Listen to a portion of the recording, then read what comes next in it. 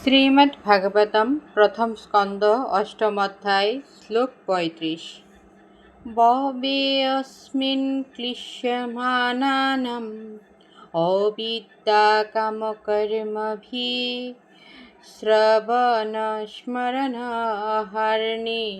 করিষ্যেন ইতি কেচন।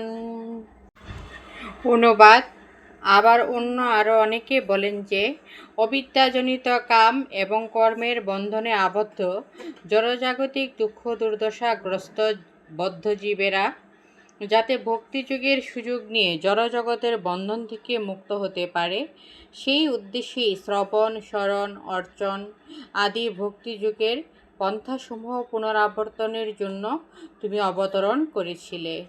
ভবে জড়জগতে অস্মিন এই ক্লিশ্যমানানাম দুর্দশাক্লিষ্ট ব্যক্তিদের অবিদ্যা, অজ্ঞানতা, কাম, কামনা বাসনা, কর্মভি, সকাম কর্ম, শ্রবণ, শরণ, অহারিণী আরাধনা করিষ্যেন করতে পারে, ইতি এইভাবে কেচন অন্য কেউ।